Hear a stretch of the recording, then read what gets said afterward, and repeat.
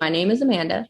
I was adopted from Hunan province in 1996. My pronouns are she, her, and I lived in the Caribbean for 10 years, 10, 11 years. And then I moved to the Princeton area of New Jersey. That's pretty cool. That's awesome. So I'm Vanessa. My pronouns are she, her. I'm from China, from a city called Zhanjiang, and I was adopted in 1999. And I grew up in Southern California, which is where I still live today. Great. My name's Maya. My pronouns are she, her, or they, them. I was adopted from a little village outside of Hanoi in Vietnam and grew up in Sonoma County, California, and still there. Well, I currently live in New York. Like New York City? Yeah, like New York City. Oh, that's so cool. That's amazing. So I went to the Central Park Zoo yesterday and I'm like, I'm so New York. The Jewish food is really good there. Mm-hmm. I'm so jealous. Right now I'm like living in the middle of nowhere, like literally the middle of nowhere on 42 acres, like a mountain. Did any of you grow up with siblings who are also adopted? Yeah, I have one older sister. Okay, I have one younger sister. Oh, okay. Yeah, she was adopted from a different part of China than I was. Same. That's great. Yeah, I don't have any siblings that are adopted. I've got 2 stepbrothers and 1 older sister. Oh. So I was adopted at 9 months. And my sister was also adopted from a different part of China, and she was 6 months when she was adopted. So we were all like really young, and people ask us that a lot, like, oh, like, do you remember anything from China? It's like, do you remember anything when you were 9 months old?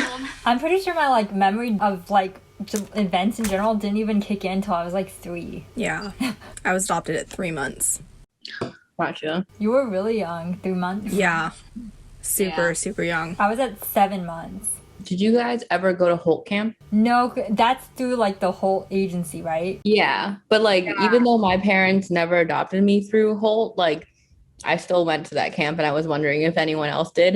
No. I heard about it as an adult, but the group that I went with, actually, we all still keep in touch. I think there's 13 of us. So nice. That's amazing. Yeah. Is anyone else Jewish too? One other person is, yeah, her mom is Jewish. Did your parents do like a lot of stuff to like keep you in touch with your culture? Yeah, I went to like Chinese New Year in downtown Los Angeles every year from being born or like existing in California till like 18.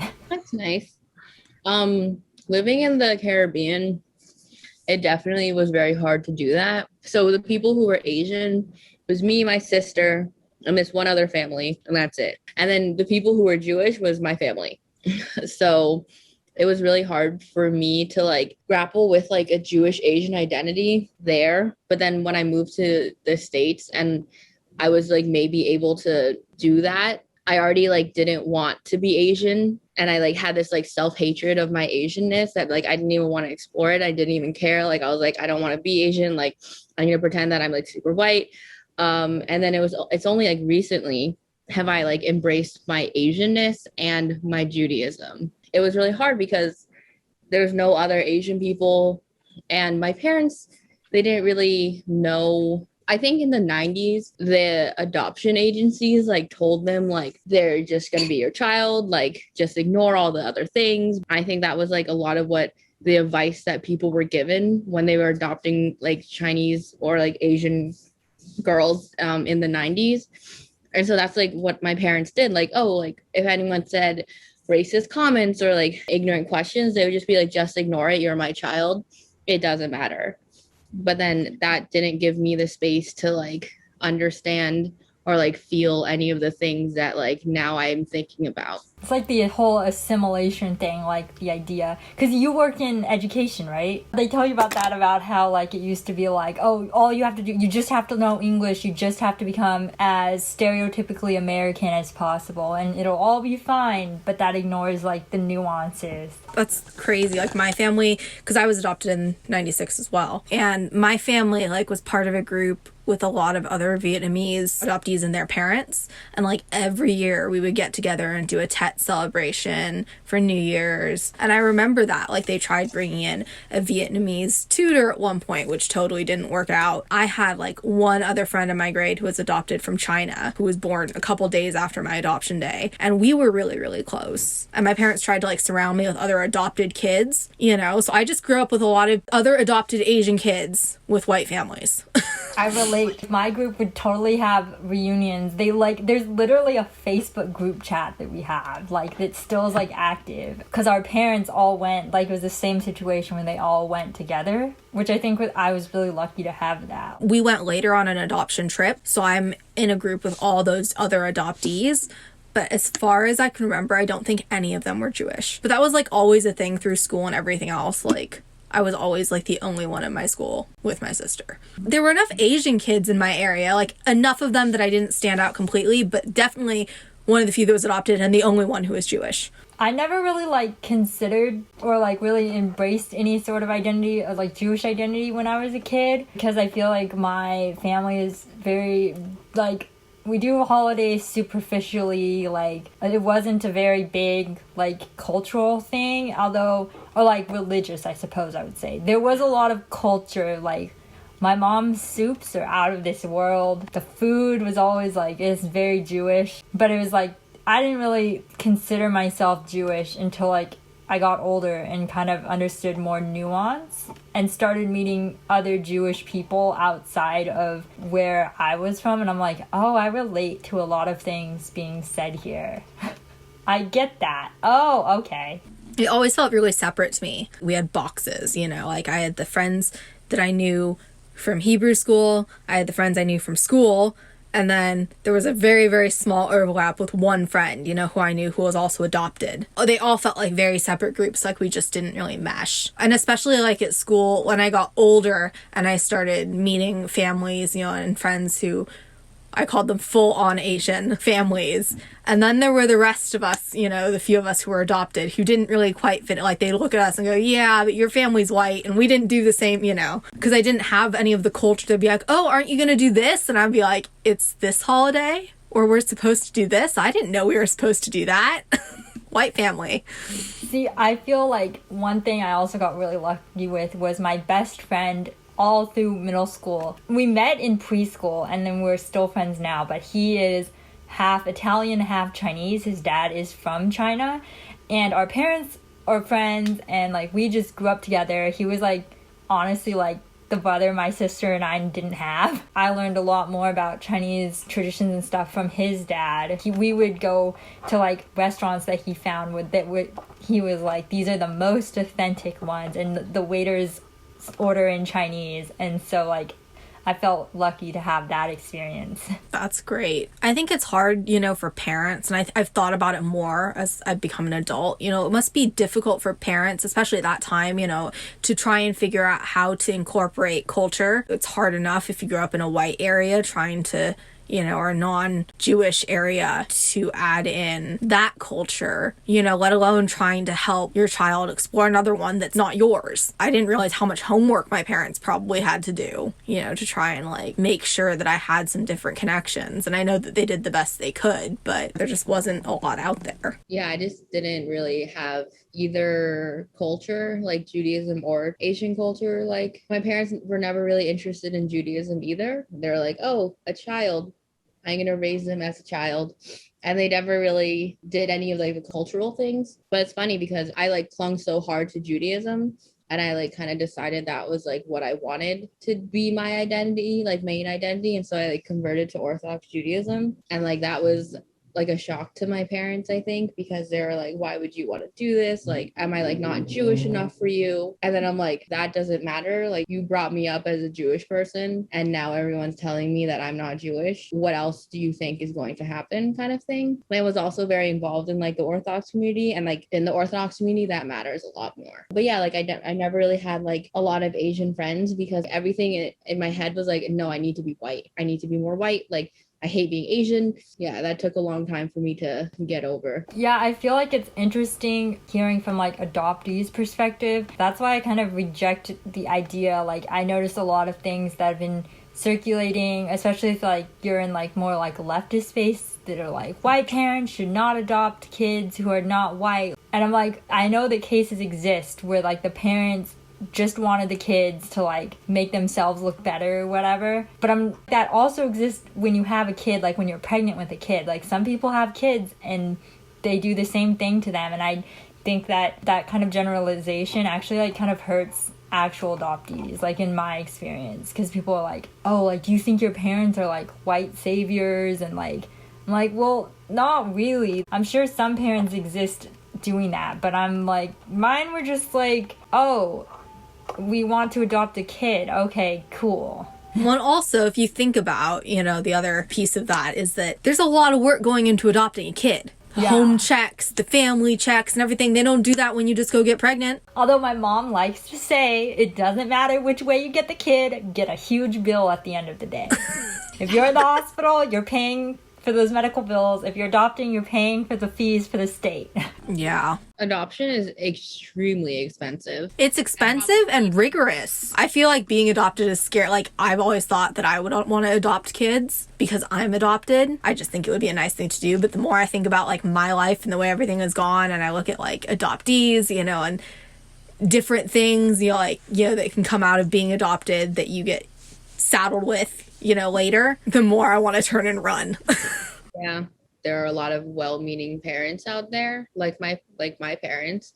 Like, they just wanted a kid, but there is also the institutional like white savior complex that the general like society has of like, you should be grateful that you were adopted because China, like, it was like so bad in China, and like your family would have like treated you so badly and like all that stuff. And yes, that's might be true, but I don't know, because I don't know my family, like my birth parents. And like, if I like say anything that's remotely, oh, but this is how I feel, they're like, you're ungrateful. Yeah. And I love my parents. I'm so happy that they adopted me. I love my life. My life is amazing. I am very privileged, but I could also be sad that I didn't grow up with my birth parents. And like, yeah, a lot of people just have this like idea that like adoptees can only be grateful and like can't do anything else, and if they're not grateful, then they're like shits. I always kind of equate it to like if you were to marry someone outside of your race. Like, there's people who marry other races, and especially if you're a white person marrying outside of your race, there's a lot of research and stuff that can go into that so that you're a respectful and supportive partner, especially because you won't understand. But that doesn't mean that there's also not racist people who marry outside of their race, or like people who have prejudice or white savior tendencies, and it's like it's like a mixed bag, I feel like. But I totally feel that too, because I think a lot of people just want to give their opinion on adoption even though they have no idea what it actually is. Yeah. I definitely ate up the whole like, oh, I'm so lucky to be here and da-da-da. And at some point, I was like, why am I saying this? Like, probably I'm saying this because people told me I was lucky, or looked at me, or, oh, that's so sweet, and I didn't learn that there were racist comments made, to my mother. Like, I remember my mom told me once, yeah, someone asked me in the grocery store if my husband was Asian. And I said, no, but her father is. And I walked away.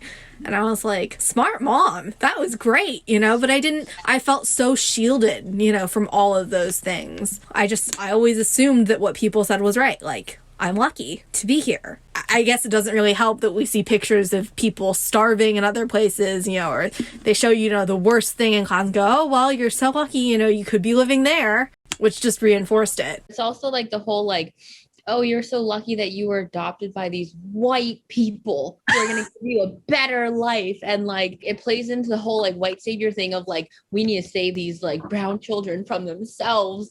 I love my parents, and I think they did do a really good job of raising me, and like, I am a functioning human adult, and that's great. But yeah, like, I hated being Asian for like 20 years of my life.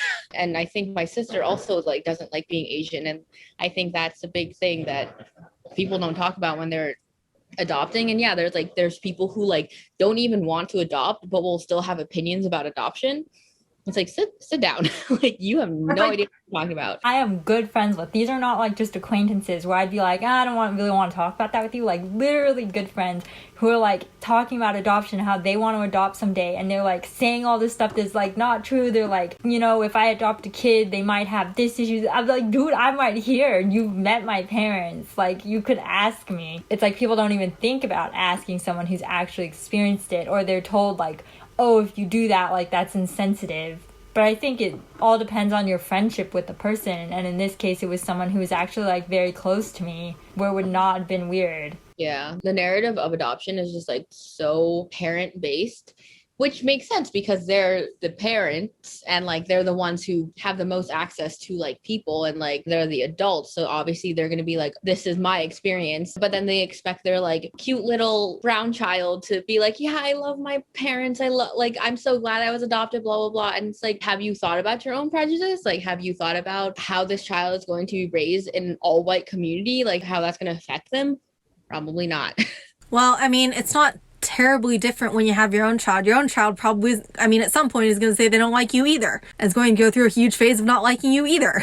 That's the thing too, is like people are like, oh, but if you adopt, like you might not have as close a bond, and like it's like all about the parents and the personality of them and the kids. Like, it's not about how the kid came into the family. It's like, kids are kids. They're gonna say that stuff regardless of whether they're genetically related to you or not. But at the same time, like, I've noticed with my family, like some of my family is very, very close, and we'll spend hours and hours together. But there are times when I look at them and I look at me, and I'm just kind of observing, and I'm like, there is something going on over there that I am not, like, I don't feel like I'm on the same radio frequency as they are. I don't know if it's genetic. I don't know what it is, but there is something going on, because I definitely feel like I don't quite belong with them. Like, I don't know if it's a humor thing, but things happen, and I'm like, this is not, I don't get it. I'm not, and I love them and they're great, but there is something to be said for like that. Like, I'm connected to them, but I feel like I'm on the outside. It's kind of funny that you kind of mentioned that of like the genetics. My sister and I were the youngest people in our family. Like, we were the babies of the family by 15 years. So when we came along, there were no more kids in the family.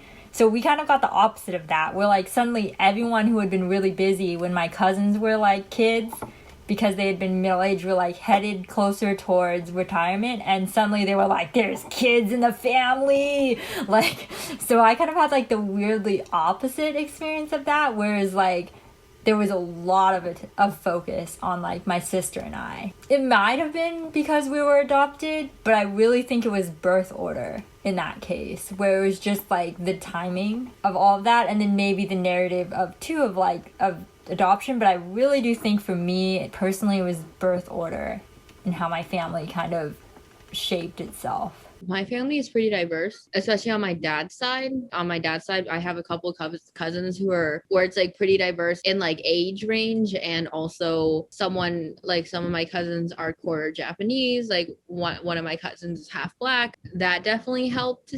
I like, Maya, is all of your family like you and then like white?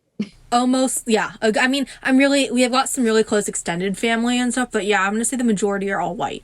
Yeah, I mean, like, I don't know if that's like why, but for me, I've never really felt the odd one out. Especially also like you, Vanessa. On my mom's side, my only two cousins were way older than us. So when we came along, it was like, oh my god, a little baby. So that's exactly what happened. Yeah, so it was like exciting, like, oh my gosh, she's so cute, like whatever. So I think that definitely helped it. Well, it wasn't like, because I have a cousin who's a year older than me, and my sister has a cousin that's a year older than her.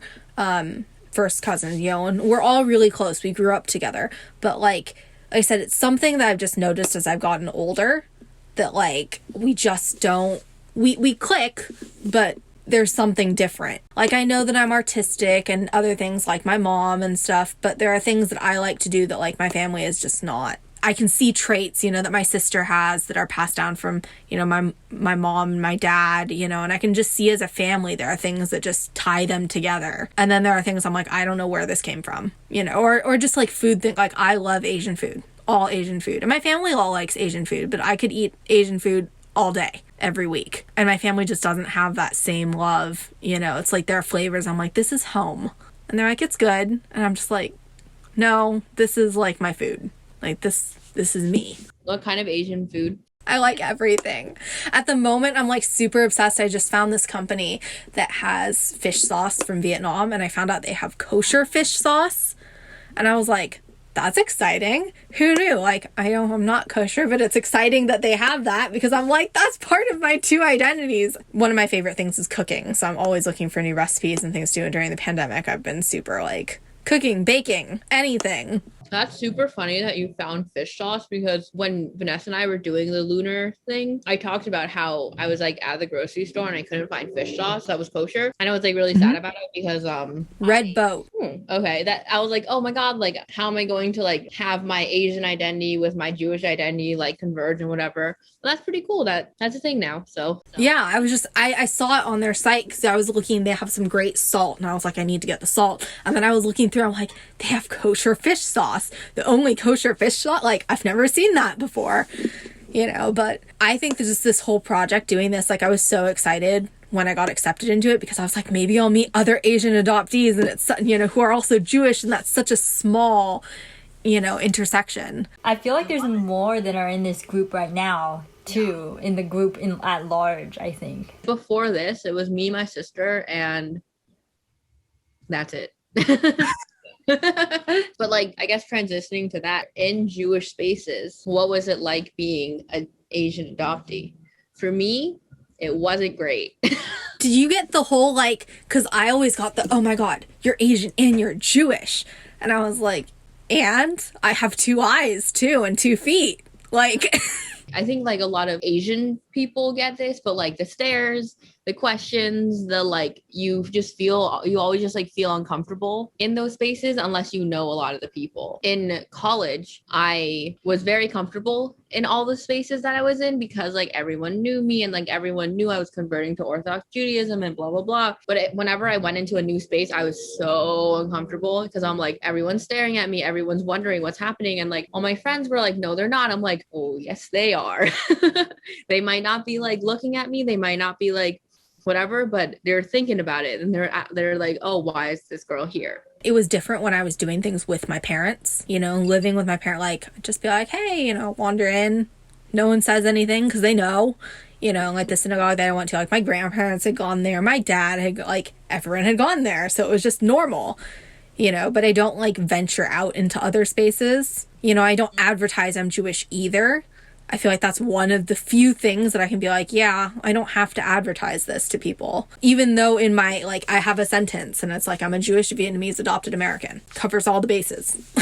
I feel like I couldn't get away with that because people see my last name and they're like, oh, you're Jewish, your family. Which is funny because my dad's side isn't even Jewish. We don't even know how he got the last name Bloom. Like, he did a DNA test and he is German and Italian. I've honestly not been in enough Jewish spaces, I feel like, to really accurately gauge what the reaction is.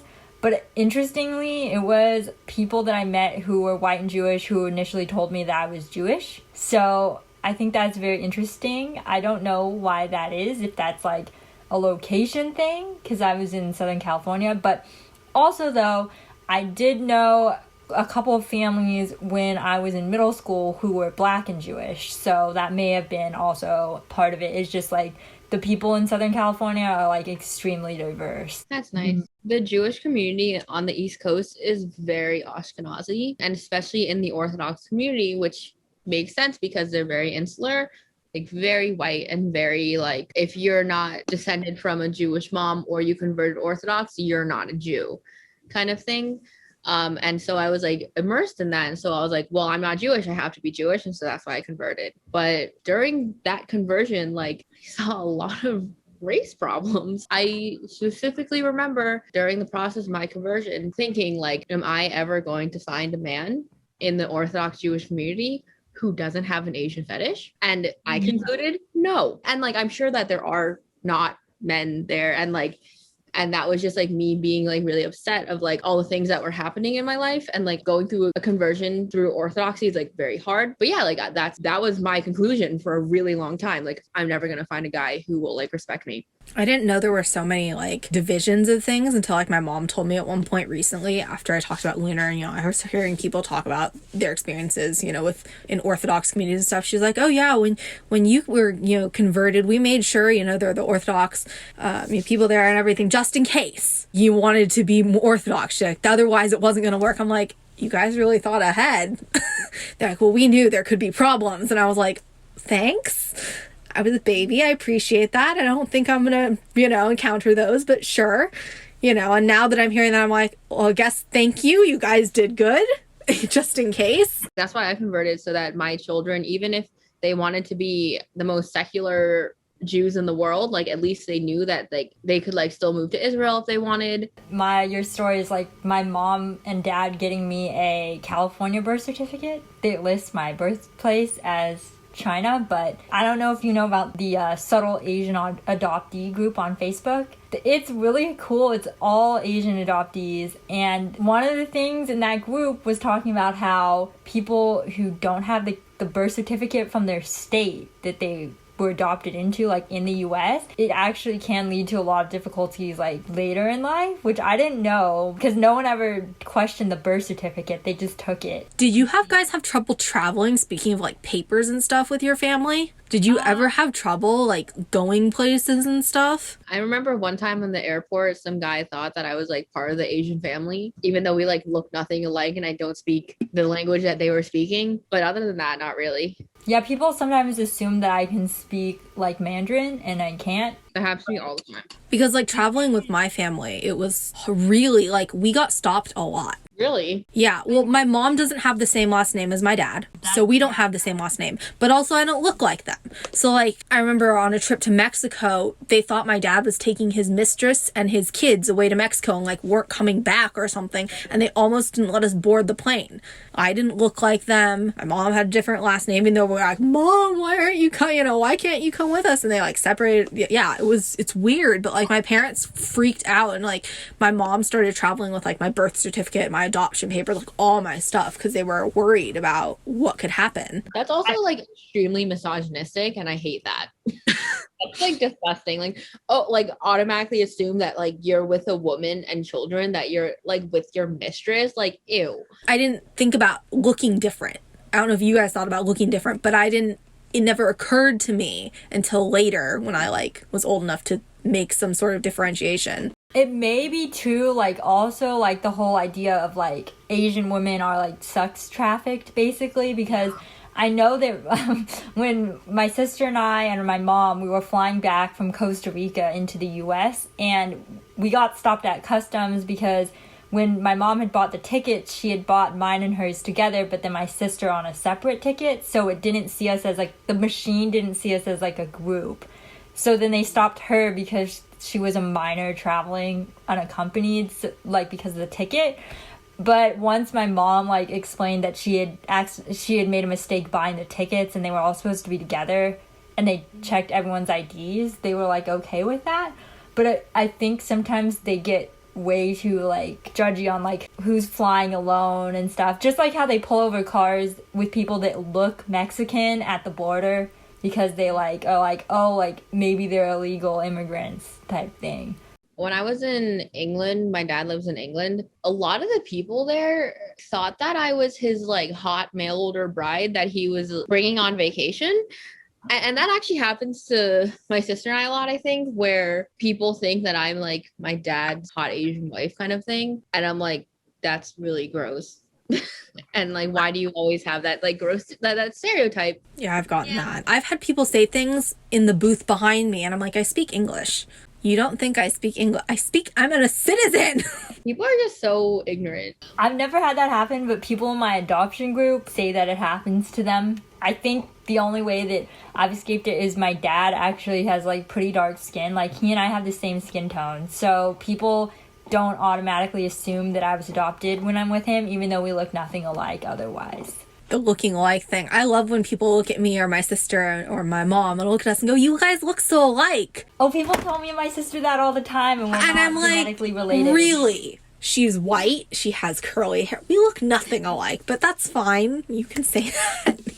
But sometimes too, it's just like genetics. Like I know people are like where like they look nothing like their parents at all. I think it has to do with mannerisms. I think that's what they mean. Yeah. But the looking, I'm always like, do you have eyes? Have you looked at us? Yeah, people say my sister and I look alike when she is 4 inches taller than me, 3 skin tones lighter, with light brown-ish blonde hair. I'm like, yeah, we don't look a thing alike. I mean, my sister's Asian. I guess you could say we look alike if that's your criteria. But yeah, my sister and I don't really look similar. I think we're very different. And maybe we have the same mannerisms, but I think we're like different, but also like very similar in ways of like how we grew up. Well, I wanted to ask, like, did anyone here have their like bat mitzvah or like, well, I know that Amanda, you converted. I converted last year, but no, I didn't have a bat mitzvah. I did. I actually had one with my cousin. We had a b'nai mitzvah together because we were so close in age. So my sister and my cousin did theirs together, and then we did ours together. It was fun, and we got to invite all our family, and like I just knew it was expected. My parents told me, you have to stay through confirmation. After that, you can do whatever you want. I was like, okay. So I knew, I wasn't a surprise. It was just, this is what you're doing. Ta-da. And it was fun. I was so happy. I remember saying to them afterwards, thank you for making me do this. I didn't want to. It seemed stupid. I invited all my friends who were all white, and they were all like, what was that? I wish I had had one. I feel like that's like one thing that I think would be really cool. My mom didn't have hers either because she said when she was growing up in her community it was only for boys. And my dad is not Jewish, so I don't think my mom really saw it as like a necessity. I think as an adult, if I have kids, I would want them to do it. I mean, it was a lot of work, but it was fun. It was fun doing it with family. I wasn't just paired up with someone randomly because there are so many people in my synagogue. We had to get paired up with somebody. But because I did it with my cousin, we got to joke around and have fun. I feel like it's such a big cultural thing, like the quinceañera or confirmation or like other things like that. Wait, Maya, what did you have to do for your bar mitzvah? Because like in a conversion, like I had to go through all the holidays, like 1 year of the holidays, and then like learn about kosher and Shabbos and like Nida and like marriage and like weddings. Yeah, no, mine was not that comprehensive. I mean, we did everything. We learned all the prayers we had to do for the service. We learned our Torah portions. We learned our Haftarah. We prepared our little speech. And yeah, that was kind of it. I think we had to attend a few bar bat mitzvahs prior to ours. But yeah, it was really simple. Reform. Simple. Which was kind of nice. I mean, I was kind of the procrastinator though, so I didn't I didn't study until like the day, the day that I'd be having my tutoring, and I'd be like listening to it plugged in, like, oh my God, I have to remember all this, but all ended up being fine. Well, like I didn't have to learn how to read Torah because in Orthodoxy, like women don't do that. Yeah. So I never really learned. And like my Hebrew's not great either. I can like kind of read it sometimes, but I can read it, and that's about it. Because I went to Hebrew school from the time I was in preschool. So I had teachers who were Israeli and other things. So they tried teaching us, but they did, it was once a week. It's hard to learn a lot once a week, So I can still read and everything, and I know not much. It's at least conversationally. Okay, gotcha. In like Orthodoxy, like yes, it's very important to pray in like the holy language, but my teacher like emphasized more like if your prayer is meaningful, then that's more important than like speaking Hebrew. And also like I know a lot of people who have said these prayers for their entire lives and they don't know what they mean. Yeah, I mean they were big on what does it mean and why are we saying it, especially when we got into the learning, and preparing for my bat mitzvah and stuff. But like I tried using Duolingo to learn Hebrew. They don't have vowels. I'm so lost. I'm like, I need vowels. I don't know what they're saying. And they say something and I'm like, Spanish, no problem. French, I'm doing fine. Hebrew, I'm like, I made it through one lesson. Oh man, I tried Duolingo for Irish. I was like, whatever, it might be cool. I was so confused, like the way they teach it only works for certain languages. It does. Spanish, it works really well. French, it works really well. I'm using it to learn Greek, and I actually think it's like pretty good, but Greek, the way Greek is structured and how it operates is very similar to like other Romance languages. Like you can see the crossovers, like those Celtic languages or like any language that doesn't. I was like, what? There's part of me that would really like to learn Hebrew. I'd love to learn Vietnamese, but like the tonal part, by the time they tried teaching me, I couldn't hear the tones. Is it a very tonal language? There are a few different tones, 3 or 4 or something, and I cannot hear. I mean, when I was 6 when I tried learning, and the woman was like scary, the scary Vietnamese woman, and I couldn't like all of us were sitting there like we're saying everything wrong, and our parents were sitting there like we can't help you. I tried to learn Mandarin Chinese and it was the same way. I was so confused. And I feel better about quitting now because my friend's husband is like a Mandarin major in college and he has a Mandarin and speaking mom. And he's still learning now after like 4 years of that being his subject. And I'm like, okay, I feel better about quitting. Like, oh my gosh. I'm like not great with languages, so anytime I try to learn them, I always like move and then like plateau with them. I like can't like really get past it. I also think like I'm not great at grammar. So the grammar thing really kind of trips me up. Even in English, sometimes I don't get sarcasm. So any like tonal thing that in like other languages, I'm sure would be really hard for me. The one thing that Hebrew helped me with was masculine and feminine things. And when I made it to like Spanish, I was like, oh my God, this makes so much sense. I understand roots of words, and others like, all that was super useful. I think they're trying to have a gender neutral pronoun because in Hebrew, it's only like there's only a they and a they for masculine or feminine. There's no like neutral they. So I think they're actually trying to like make up a new one. That would be amazing. Yeah, I like don't know how well it's working because like you have to make up a whole new thing and then also have to change the ending of the you know. I heard they're trying to do that, which would be cool. But yes, Hebrew is hard too. Languages are hard. I don't know about you guys, but this has been a lot of fun. It really has. I was just, like I said before, I was so excited to hear about other Asian adoptees who are also Jewish because there's that small intersectionality, trying to figure out your identity, as a Jew, as an Asian, as an immigrant. Something I didn't even really think about until recently. Wait, are adoptees immigrants? Yeah, technically. I've never considered that, actually. Well, we did come from another country. I mean, during the Trump era, there were some adoptees from South Korea who were deported because their adoptive parents didn't do the paperwork correctly and stuff. But it's just, like I said, it's an interesting intersection. So I think that it's great to be able to talk about things because, you could tell people about it, but they don't really get it.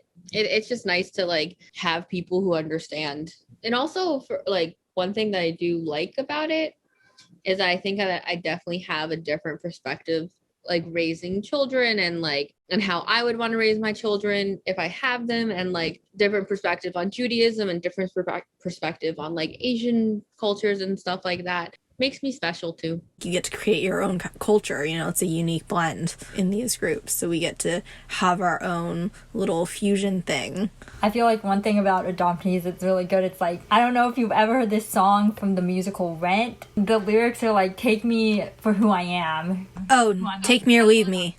Yeah, and I love that song because I feel this is who I am, so you either are cool with that or you're not, and either way that's cool with me, but there's so many different parts of the adoptee experience that all come with one person.